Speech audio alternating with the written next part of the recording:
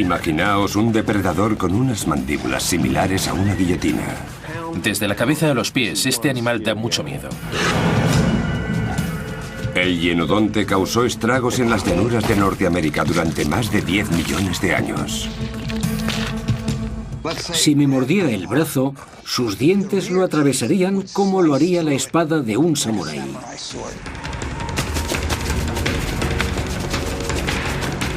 Pero este carnívoro no era el único depredador dominante en la zona. El hienodonte tenía dos enemigos mortales. Estos depredadores se encontraban inmersos en una batalla épica, a la cual solo uno de ellos sobreviviría.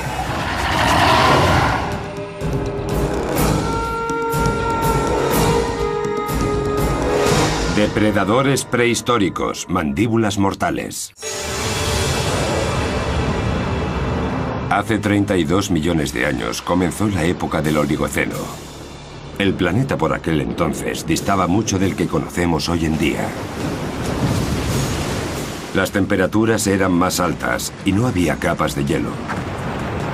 La Antártida, por ejemplo, era un exuberante pinar. Pero el clima empezó a cambiar. Las temperaturas en Norteamérica descendieron abruptamente.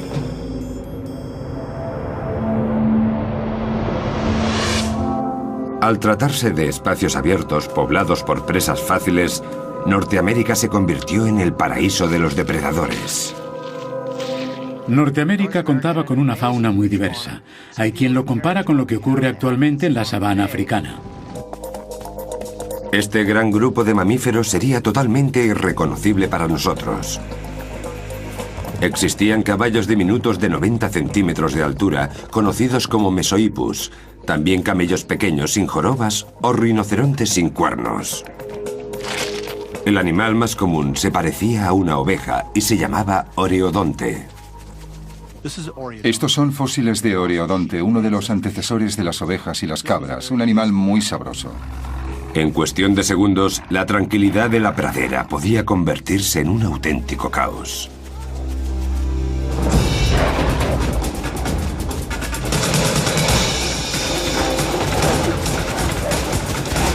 El artífice de este alboroto solía ser el depredador más feroz del momento, el hienodonte. Este es el Hyenodon horridus, el animal más grande y más malo que habitó las llanuras en el Oligoceno. Era el rey de la zona. Esta criatura tenía una cabeza enorme sobre un cuerpo robusto. Era mucho más grande que la mayoría de los animales que cazaba.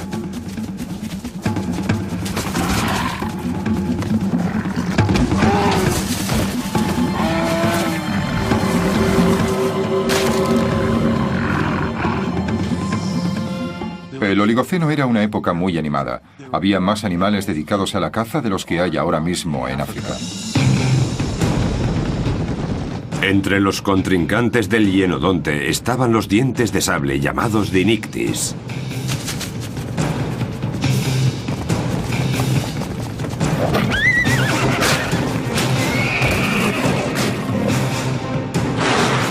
Pero el más raro de todos era una criatura con forma de cerdo y extremadamente desagradable, el entelodonte. La lucha entre estas dos megabestias duró más de 5 millones de años.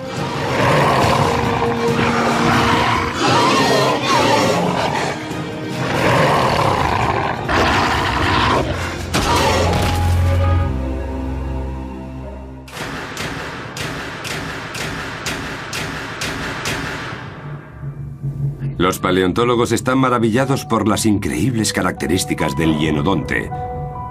Pero sigue siendo todo un misterio. Se han encontrado muy pocos restos fósiles de este mamífero y su estudio es, por lo tanto, complicado. Solo existe un esqueleto completo en todo el mundo y se encuentra en el Museo de Historia Natural de la ciudad de Nueva York. Solo es posible hacerse una idea de cómo era en realidad el animal si posees un esqueleto entero para estudiarlo en detalle. El doctor Jim Mellett es un experto en hienodontes de renombre mundial. Lleva más de 30 años estudiando esta bestia. Los músculos que sostenían sus mandíbulas estaban muy desarrollados. Cuando mordía algo, sus dientes actuaban como guillotinas. No había presa que se resistiera.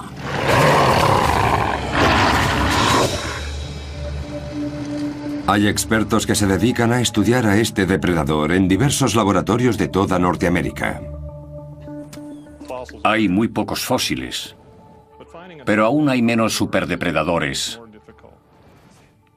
Tampoco es fácil encontrar carnívoros, pues no coincidían muchos en una sola época.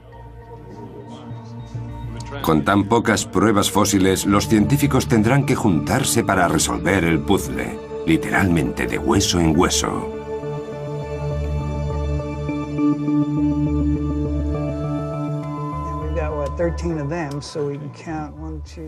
Este es uno de los esqueletos más completos que tenemos, y como veis no está entero. Tampoco está muy bien conservado, pero es lo mejor que tenemos. Además, tampoco había muchos carnívoros entonces, así que podía estar en mejores condiciones, la verdad.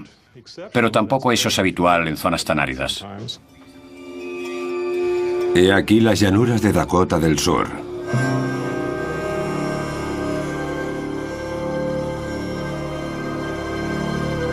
Este suelo volcánico esconde una auténtica mina de fósiles, dada la densa población de animales prehistóricos que habitaron una vez estas tierras. Estos ríos y lagos secos revelan acontecimientos extremos de la naturaleza en los que la muerte debió sorprender a miles de animales en forma de riada e inundación. Una capa de barro posterior conservó sus huesos durante millones de años.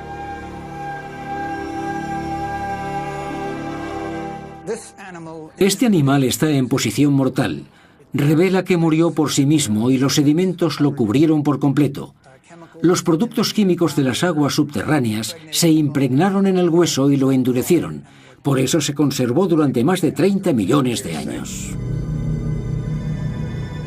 La erosión del paisaje durante estos 30 millones de años ha sido tal que los fósiles podrían encontrarse en cualquier sitio. Este hueso estaba bajo tierra, pero las lluvias torrenciales de los últimos tiempos han erosionado la zona de forma que las nuevas riadas están desenterrando todos los fósiles que allí se encontraban. La propia lluvia nos está desvelando los secretos que tanto tiempo llevan ahí escondidos. Los primeros fósiles del hienodonte aparecieron en las llanuras durante el siglo XIX. Estos preciados huesos se enviaron a Filadelfia, donde el doctor Joseph Leidy describió por primera vez el animal. Le llamó hienodonte porque significa diente de hiena.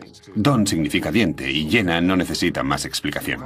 Si yo hubiera sido el primero en ver este cráneo, no le habría llamado diente de hiena, pero supongo que para él se parecía tanto a ese animal que fue el primer nombre que se le ocurrió.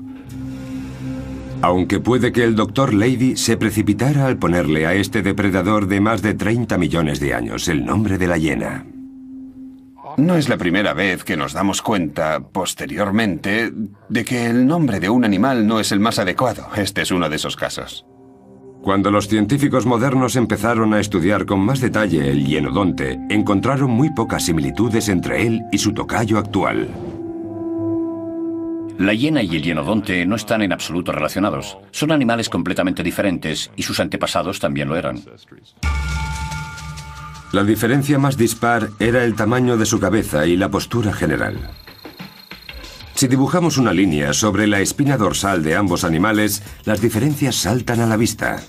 La columna de la hiena está muy inclinada, por lo que las dos patas traseras son más cortas. Al no poder utilizar la hiena actual como referencia, los científicos no sabían cuál podía haber sido el aspecto físico del hienodonte.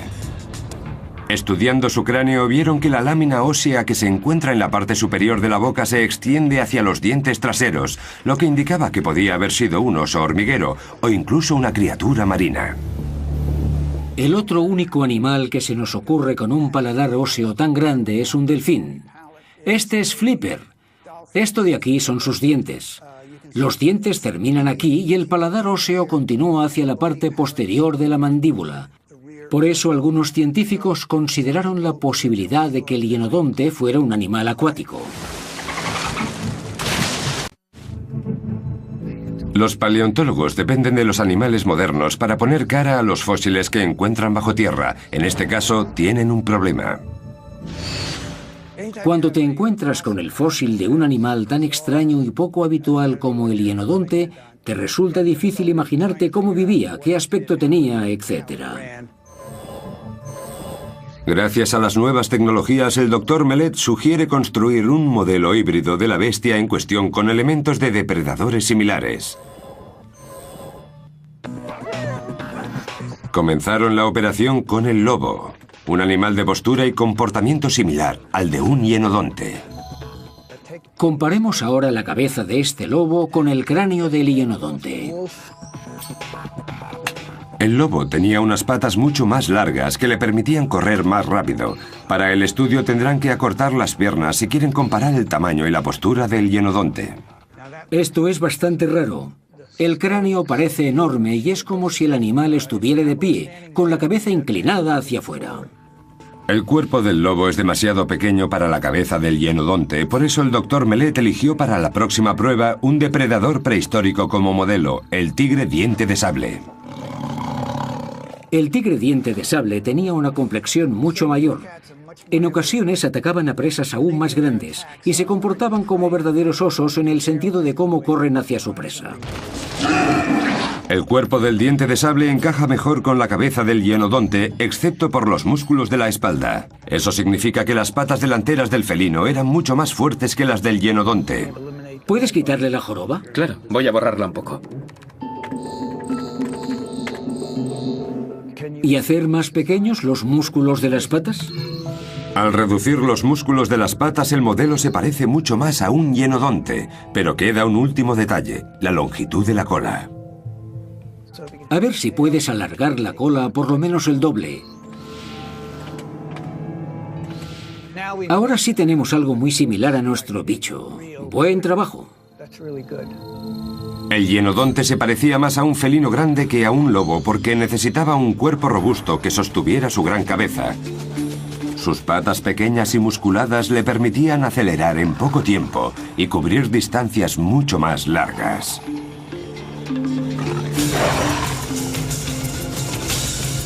Ahora la pregunta es, ¿cómo se unieron todas estas partes para hacer de esta criatura el depredador más fiero de su tiempo?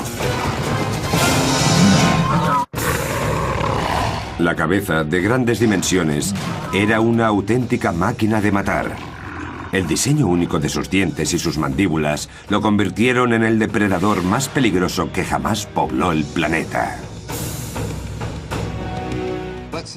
Si este animal me pillara en el campo y me mordiera el brazo,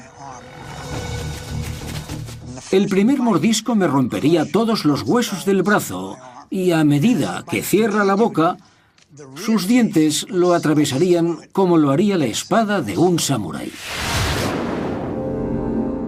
Este es un Hyenodon horridus, uno de los grandes, 38 centímetros de auténtico terror. Es uno de los cráneos más grandes que se han visto de este animal. Un cráneo grande y unos dientes enormes del tamaño de los de un oso. Además de 4 caninos mortales, la boca contenía numerosos dientes extremadamente afilados. Para que os hagáis una idea de cómo atacaba a sus presas, os diré que penséis en un pitbull con una guillotina en la boca. Esta bestia tenía 8 dientes muy afilados, 4 a cada lado de la mandíbula. Con un solo lado cortante ya es suficiente para reducir a pedazos cualquier alimento. Cuanto más pequeños sean esos trozos, más fácil será digerirlos, justo lo que quiere nuestro animal. La mandíbula del hienodonte presentaba una ventaja sobre los demás mamíferos de la historia. Sus dientes permanecían perfectamente alineados durante toda su vida. En la mayoría de los depredadores, los dientes se iban desgastando a medida que envejecía el animal hasta que ya no eran capaces de masticar. Cuando ya no lograban ingerir alimentos, se morían literalmente de hambre. El hienodonte resolvió este problema de un modo único entre los mamíferos. Su organismo desarrolló un sistema de rotación de dientes. Como veis en este fósil de un ejemplar de mucha edad, equivalente a un humano de 90 años, por ejemplo, es que el lado afilado está del lado de la raíz del diente. Para mantener el contacto necesario para masticar, los dientes superiores rotaban hacia adentro y los inferiores hacia afuera. Este sistema permitía incluso a los hienodontes de más edad roer sin problemas un animal muerto. Incluso aquellos que ya han perdido el esmalte de sus dientes mantienen capacidad cortante entre las mandíbulas superior e inferior. El hienodonte contaba aún con otra arma devastadora, la fuerza de su mordedura. Desde la cabeza a los pies, este animal da mucho miedo. En la Universidad de Nueva Gales del Sur, en Australia, el Dr. Stephen Rowe ha convertido el cráneo de un hienodonte en una prueba digital con la que poder medir la fuerza de sus poderosas mandíbulas. El hienodonte mordía tan fuerte, o casi tan fuerte, como el gran león africano. Cuando el Dr. Rowe llevó a cabo el estudio con el cráneo del hienodonte, descubrió que entre la cabeza y los músculos de las mandíbulas producirían una fuerza total de 270 kilos. Las mandíbulas del hienodonte eran aún más letales en la parte posterior de la boca, pues la fuerza de un mordisco con sus dientes posteriores era 3 veces mayor que la ejercida con sus caninos. La táctica que empleaba el hienodonte para matar no era en absoluto sofisticada. Era un animal que simplemente se plantaba allí y aplicaba una fuerza descomunal con sus dientes al morder a su presa.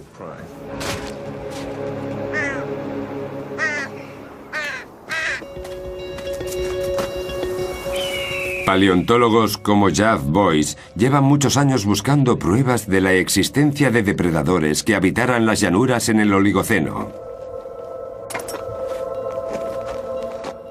Encontré esto hace unos días. Como estaba todo muy húmedo y parecía muy frágil, no me atreví a extraerlo. Así que voy a intentarlo ahora. Boyce tiene ahora pruebas del feroz ataque de un hienodonte en donde nunca antes había mirado nadie. Heces de animal, también conocidas como coprolitos. Esto que veis son coprolitos, heces fosilizadas. Y todas ellas pertenecen a carnívoros, algo que sabemos gracias a su alto contenido en calcio. En el interior de los coprolitos, Boyce ha encontrado restos del cráneo aplastado, digerido y expulsado de un caballo. La mayoría de los depredadores nunca morderían el cráneo de una presa por miedo a romper un diente. En el cráneo casi no hay carne, por eso suelen dejarlo tal cual. Solo un animal tenía unas mandíbulas, unos dientes y un deseo lo suficientemente fuertes como para comerse un cráneo, el hienodonte. La prueba, un incisivo de más de 30 millones de años completamente intacto. Aquí podéis ver los dientes, la misma forma. La razón más probable por la que aún se ven en los coprolitos es que el hienodonte pilló al caballo, le mordió el hocico y la parte delantera de la cara para matarlo y se tragó lo que arrancó del primer mordisco. La boca del hienodonte se abría tanto que le cabía dentro el cráneo de otro animal, por eso les arrancaba la cabeza de un mordisco. Tras años de intensa investigación han logrado determinar la fuerza de un hienodonte, pero aún no saben nada sobre su nivel de inteligencia. El tamaño de su cabeza sugiere un cerebro bastante desarrollado. Con la ayuda de una tomografía, el doctor Larry Whitmer explorará el interior del cráneo de un hienodonte y obtendrá una visión privilegiada del mismo, como si el animal aún estuviera vivo. Pero tras 30 millones de años, el cráneo se ha fosilizado y convertido en roca, por lo que será más difícil distinguir el tamaño y la forma reales de la cavidad cerebral. El problema es que no sabemos muy bien qué se supone que tenemos que encontrar. Es la primera vez que escaneamos el cráneo de un hienodonte y no tenemos ni idea de qué buscamos. El doctor Whitmer ha descubierto que la mayor parte del cráneo de Hienodonte estaba cubierto de músculos que iban a las mandíbulas, por lo que no quedaba mucho espacio libre para un cerebro, pero también se ha dado cuenta de que esos músculos presentaban un diseño especial para optimizar su uso. En el momento en que el animal ataca a su presa, muerde y mastica, es muy importante que los músculos de las mandíbulas, muy desarrollados, no obstruyan las vías respiratorias.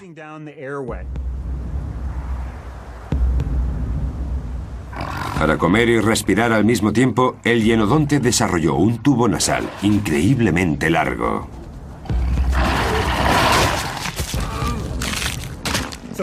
Gracias a ese tubo óseo tan largo, que iba casi hasta la parte posterior de la cabeza, el animal puede dedicarse a presas más grandes, llenar más la boca y seguir respirando sin problemas. Una adaptación verdaderamente asombrosa. El cerebro del hienodonte se divide en 3 cavidades pequeñas dedicadas, respectivamente, a la inteligencia, el olfato y la coordinación. La zona del cerebro encargada del olfato era increíblemente enorme. Eso nos hace pensar que, en comparación con el sentido de la vista o el oído, para el hienodonte, el olfato era sin duda mucho más importante. El Dr. Whitmer cree que el sentido del olfato era la herramienta primaria del hienodonte a la hora de buscar alimento. Seguramente seguía el rastro de cualquier animal a distancias de hasta 1,5 kilómetros. Y cuando se acercaba la persecución, el hienodonte se basaba más en su fuerza que en la agilidad. Lo más probable es que no realizara ninguno de esos movimientos rápidos, elegantes y delicados que ejecutan otros depredadores. Da más la sensación de que fuera como un camión que se acercara a la presa y luego la acribillara. En el centro del cerebro se encuentra el neocórtex. En el caso del hienodonte muy pequeño, lo que indica que no se trataba de un animal especialmente inteligente. Sin embargo, no estaba en desventaja. Hay que tener en cuenta que hace 30 millones de años ningún animal tenía la inteligencia de los depredadores o las presas de hoy en día. El hienodonte se relacionaba toscamente con su entorno. Su vista y su oído no le facilitaban las cosas y era de todo menos sofisticado. Seguramente a los demás animales les resultará relativamente fácil burlar su atención. El hienodonte se guiaba más por su instinto que por su deducción. La limitada inteligencia del hienodonte también sugiere que seguramente no cazase en grupo. Su cerebro no le había advertido aún de que con un ataque colectivo, como el que realizan los lobos, por ejemplo, que trabajan en grupo y mordisquean a su presa, obtendrían resultados mucho más positivos. El diseño biogenético del hienodonte, realmente único, le permitía sin embargo ser el depredador más feroz.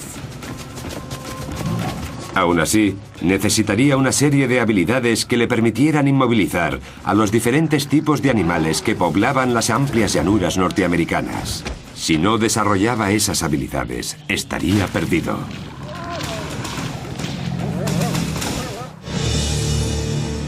Hace 30 millones de años, las praderas de Norteamérica eran como un supermercado bien surtido para carnívoros como el hienodonte. Pero el paisaje mudó y se convirtió en campo abierto. Como consecuencia, los depredadores que dependían de las emboscadas a sus presas, como el hienodonte, tuvieron que adaptar sus estrategias de caza a la nueva situación. Había un lugar en el que sus mandíbulas podrían acercarse lo suficiente para sorprender a sus presas satisfactoriamente: los recursos hídricos. En las tierras áridas de Dakota del Sur, los paleontólogos descubrieron un antiguo lago que funcionaba como local de comida rápida para depredadores como el hienodonte. Desde el año 1993, hemos encontrado aproximadamente entre 8 y 10.000 huesos, un número asombroso para una cantera de este tamaño. Esta colección de huesos constituye una prueba firme del gran número de animales que fallecían y se convertían en alimento de otros aquí mismo. Obviamente se puede comparar lo que ocurrió aquí por aquel entonces con lo que ocurre en la actualidad en África. Todos han de beber y los depredadores lo saben, por eso vienen y esperan a que se presente la oportunidad perfecta para matar. Los lagos y otros charcos eran el lugar favorito para los hienodontes, sobre todo si la vegetación de alrededor les permitía guardar sin ser vistos a que un caballo, por ejemplo, se acercara a beber. Pero los caballos que se comía el hienodonte no eran como los que nosotros conocemos. El caballo que veis se conoce como Miohippus. Fue uno de los caballos primitivos de Norteamérica. Los primeros de todo eran aún más pequeños que estos, casi la mitad. Pero en la época de las grandes llanuras secas y áridas, este era el caballo habitual. El Mesohippus medía un tercio de lo que mide un caballo actual, pero corría igual de rápido. Un animal como este caballo Mesohippus o Miohippus no podía defenderse ante un depredador. Su única escapatoria era ser más rápido corriendo y saltar más alto durante la huida. Uno de los grandes retos a los que se enfrentaba el hienodonte era una carrera contra estos caballos. Darles alcance para poder inmovilizarlos le resultaba muy difícil. Hay especialistas que creen que las patas cortas del hienodonte y su enorme cuerpo impedían por completo que lograra atrapar a un Mesohippus, a no ser que le preparara una buena emboscada. El doctor Jim Mellett no está de acuerdo con esta teoría y ha preparado una demostración en la que calculará la velocidad de un pitbull también con patas cortas. De hecho, es uno de los animales modernos que más se parece en complexión al hienodonte. La única forma que tenemos de recoger información relevante es basarnos en los animales que conocemos e inferir qué podían haber hecho en relación a eso los fósiles con los que trabajamos. Y la física no miente. Si las dimensiones de las extremidades son las mismas y la masa muscular también, se moverán más o menos a la misma frecuencia cuando los comparas. La clave se encuentra en la rodilla, de la rodilla al pie. Esa es la sección de la pata que controla la velocidad. En teoría, los perros con las patas más cortas correrán menos, pero estoy convencido de que la musculatura de este animal le permite, sin embargo, alcanzar velocidades nada desdeñables. Esto ya está listo. El doctor Mellett utiliza un radar para medir la velocidad del can. Muy bien, todo listo. Vamos allá. ¡Vamos, Pepper! ¡Vamos, venga, venga, venga! ¡Vamos, vamos, vamos, vamos, vamos! ¡Vamos, vamos, vamos, vamos! ¡Buen chico! 58. 58 kilómetros por hora, es decir, 10 kilómetros por hora más rápido que un caballo. No me lo creía cuando vi que alcanzaba los 58 kilómetros por hora. Su baza es la capacidad de aceleración. La distancia era corta, pero acelera muy rápido. Es la prueba de que un animal con patas cortas también puede ser un gran velocista. El cráneo del hienodonte era 2 veces más grande que el de este animal, pero en mi opinión corría a una velocidad semejante, 57, 58 kilómetros por hora, suficiente para alcanzar una presa. El hienodonte no se alimentaba únicamente de caballos. En el menú también había camellos. Estos parientes pequeños de los habitantes actuales de África formaban parte esencial de la dieta del hienodonte. En algunas zonas de las llanuras aparecieron grupos de huesos de camello que seguramente fueron un primer plato para el hienodonte. Los camellos eran aún más rápidos que los caballos.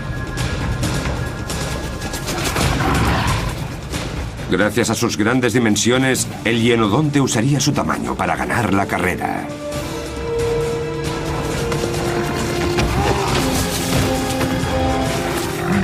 No creo que le resultara difícil al hienodonte ponérsele en paralelo y lanzarse a por él.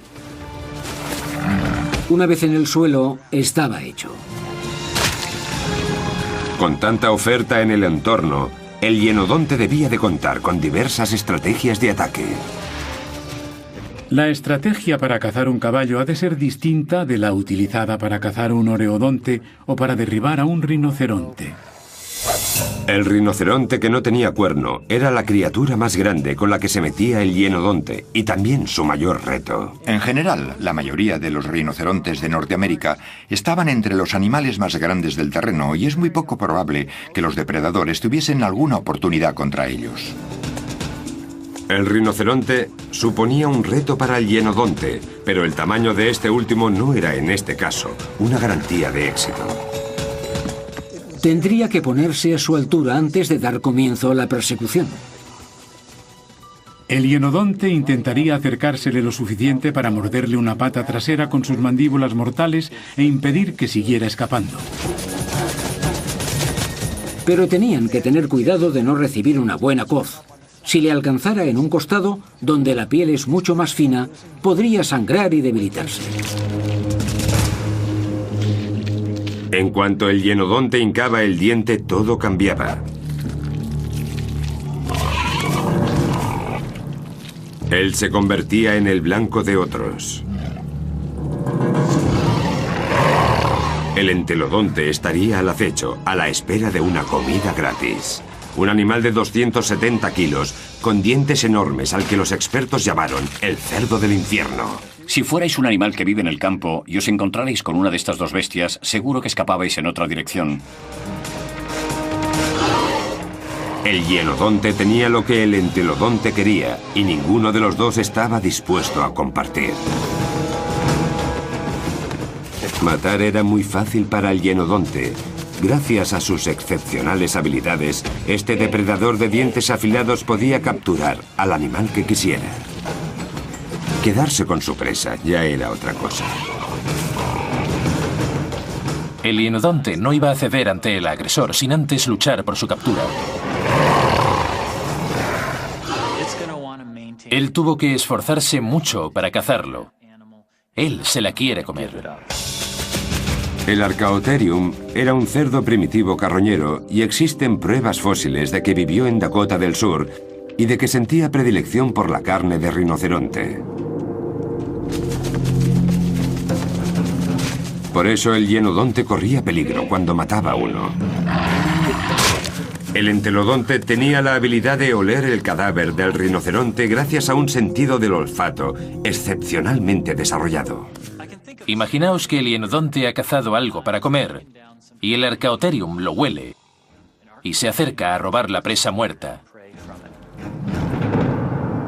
Obviamente, el hienodonte luchará para proteger su comida. El gorrino suponía una amenaza real porque solo su cráneo pesaba 22 kilos. Era una lucha cuerpo a cuerpo. El entelodonte tenía ventaja. Con su 1,20 m de altura y un peso total de 270 kilos, superaba sin problemas los 90 centímetros y casi 70 kilos del hienodonte.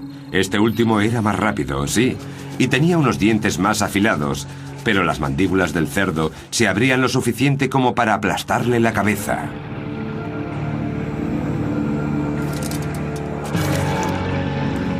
El Dr. Mellett encontró restos fósiles de un hueso roto de columna perteneciente a un hienodonte, que seguramente procedía de una batalla perdida contra un entelodonte. Rompió justo por aquí y la zona del hombro, el omóplato, ha mermado un 30%. El Dr. Mellett cree que solo un animal podría infligir tanto daño a un hienodonte.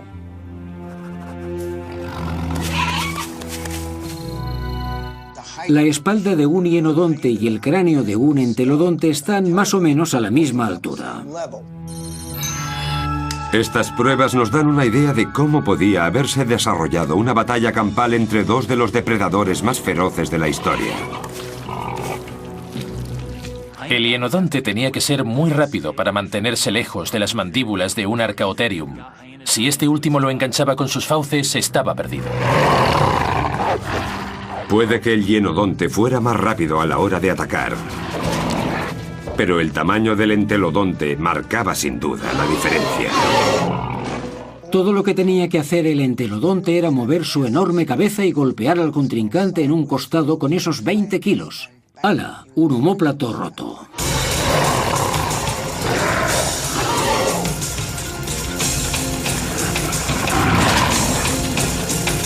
En semejante lucha, el hienodonte apenas escapaba con vida. Si solo le rompía el omóplato, podía seguir viviendo, pero físicamente muy discapacitado. Ambos científicos están de acuerdo en el hecho de que el hienodonte no disponía de las herramientas necesarias para mantener a raya a un entelodonte adulto hambriento. Sin embargo, hay pruebas fósiles de que no tenía miedo de los más pequeños. Cuando el entelodonte aún era una cría, el hienodonte podía agarrarlo por el hocico. Aquí podemos ver una cicatriz que ha quedado marcada en el hueso. En el otro lado hay otra, mandíbula superior aquí, mandíbula inferior detrás. Mordía al antelodonte en el hocico y lo zarandeaba, pero no lo mataba. Dado que el cráneo que tiene Boyce es de un adulto, es de suponer que el joven entelodonte sobrevivió a un ataque brutal. Hay muy pocos fósiles que den fe de estos violentos encuentros. Cada vez que los paleontólogos encuentran un hueso dañado por un depredador, se abre ante ellos una nueva ventana hacia un mundo cruel. En 2006, el doctor John Hogganson abrió una investigación para esclarecer la muerte de un Dinictis, un felino diente de sable primitivo. La prueba principal del caso era un cráneo de 30 millones de años. Había marcas de algo punzante sobre el cráneo, y decidimos investigar qué animal podría haber herido de esta manera al felino. ¿Qué otro depredador lo tenía en su lista de presas? El Dinictis era un depredador peligroso con el que nadie quería tener problemas. Sus largos dientes de sable rajaban sin pudor la garganta de sus presas. El animal que atacara a este felino seguramente lo haría por la cabeza, bien por encima o por debajo del cráneo. Lo más probable es que se tratara de un golpe mortal. Estas marcas no muestran señales de haberse curado. La víctima falleció poco después del ataque. El doctor Hogganson le trajo el cráneo del felino al doctor Jim Martin a la Escuela de Minería de Rapid City, en Dakota del Sur, para que intentara averiguar si alguno de los depredadores de su colección podía haber llevado a cabo semejante atrocidad. No tardaron en descartar dos de los principales sospechosos. Este es el entelodonte. Sus dientes son demasiado grandes. Está claro que él no ha sido. Probemos ahora con el Dinictis y veamos qué tal. Vaya, esto es más interesante. Barajamos la posibilidad de que hubiera sido otro felino similar, otro Dinictis. En ese momento empezamos a elucubrar sobre una supuesta lucha felina verdaderamente cruel. Pero los dientes del supuesto felino de dientes de sable tampoco coincidían con las marcas que encontraron en el cráneo. Tras eliminar a sus dos sospechosos, decidieron centrar su atención en el hienodonte. No cabe duda de que estos dientes de hienodonte sí coinciden con las marcas.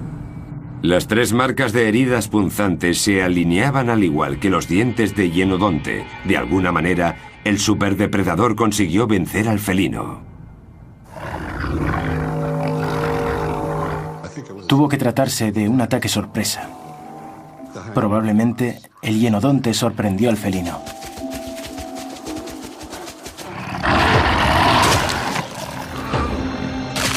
No creo que hubiera una persecución previa porque, de haber sido así, el felino hubiera sido mucho más veloz que el hienodonte. Lo más seguro es que el hienodonte se acercara y lo mordiera en la cabeza, penetrando en el cráneo y en las cuencas de los ojos. Un golpe mortal. Posteriormente se habría movido y habría vuelto a morder al animal. Las pruebas fósiles muestran que el hienodonte fue uno de los depredadores más feroces durante más de 20 millones de años. Pero cuando comenzó la época del Mioceno, hace unos 22 millones de años, llegó un nuevo contrincante, el oso perro. Este híbrido feroz, del tamaño de un león, compitió contra el hienodonte por el puesto de superdepredador de Norteamérica.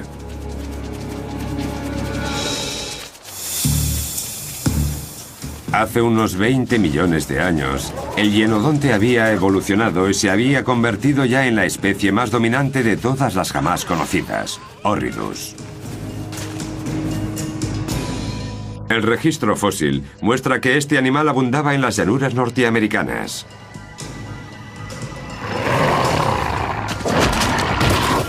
Pero la vida en el Mioceno se hizo cada vez más difícil para el monstruo de la guillotina en la boca. Diversos factores propiciaron su desaparición, entre ellos el cambio climático. Cuando hablamos de la extinción del hienodonte, el planeta estaba inmerso en varios cambios. Hace 20 millones de años, los matorrales frondosos y los bosques espesos dieron paso a un campo abierto y simples pastos. Las temperaturas descendían y la vegetación escaseaba, con lo que ya no era tan fácil esconderse y acechar posibles presas.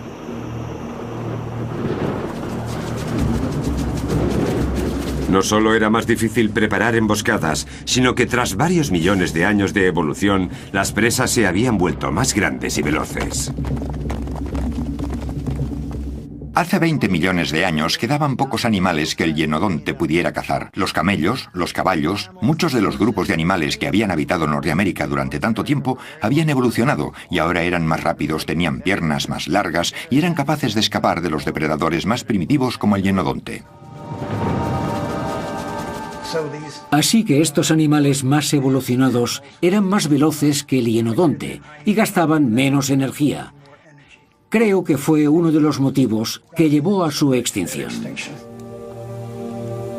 Si el depredador gasta más energía en cazar una presa que la que ingiere al comérsela, su habilidad para reproducirse se verá gravemente mermada. Si la descendencia es cada vez menos numerosa, llegará un momento en que el animal se extinga. También influyó un factor medioambiental importante, la transformación del paisaje, la aparición de las praderas. Este hecho tuvo una gran repercusión en la vida del oreodonte, la principal fuente de alimento del hienodonte. El oreodonte no comía hierba. Si empezaba a hacerlo ahora, sus dientes se desgastarían, por lo que murieron de hambre. Su entorno cambió radicalmente y el hienodonte no tuvo la capacidad mental necesaria para adaptarse a tiempo. El reto más grande al que tuvo que enfrentarse el hienodonte, en nuestra opinión, es este de aquí. El neocórtex era tan pequeño que no nos equivocaríamos si dijéramos que el hienodonte se guiaba casi exclusivamente por su instinto.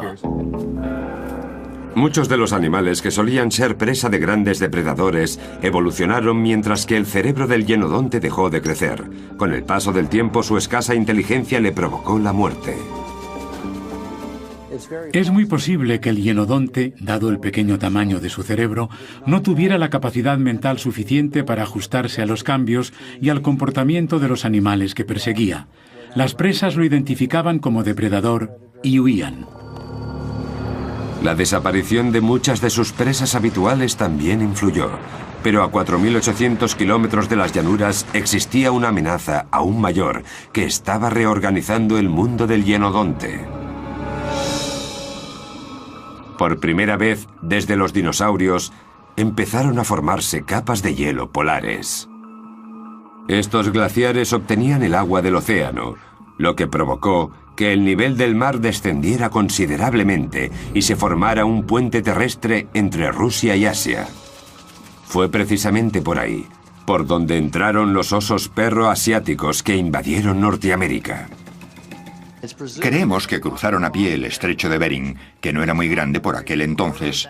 Seguramente los animales atravesaron Siberia sin problemas, cruzaron el estrecho, bajaron por Canadá y se esparcieron por toda Norteamérica. Los osos perro eran extremadamente peligrosos. Tenían el tamaño de un oso y la velocidad y agilidad de un lobo. Tengo la impresión de que tenía que dar mucho miedo encontrarse de frente con uno de esos animales. Tenían unos caninos impresionantemente largos, más que los de cualquier otro depredador, excepto los dientes de sable. El hienodonte no tenía muchas opciones cuando debía defender su alimento frente a un oso perro de aquellos.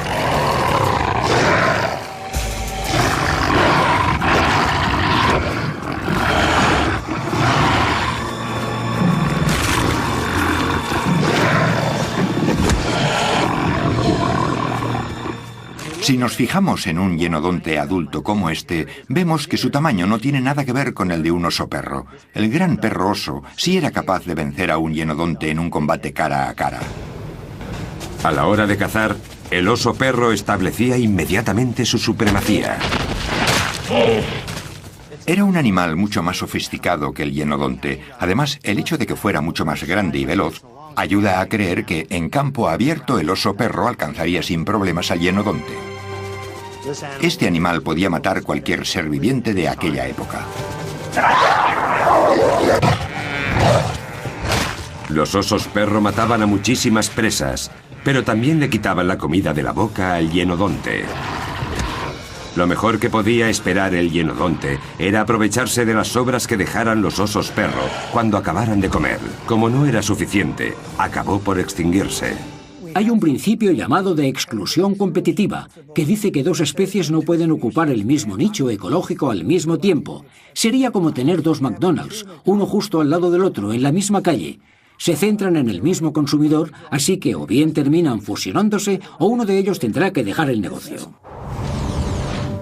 A medida que aumentaba la población de osos perro, se acercaba el final del hienodonte. El hienodonte se extinguió justo en el momento en que llegaron los osos perro. Por eso creemos que es muy probable que su llegada fuera la causa última de la extinción total del hienodonte. Es decir, el hienodonte se volvió obsoleto. Dejó de ser útil y se vio reemplazado por carnívoros más grandes, rápidos y listos como los lobos y los felinos.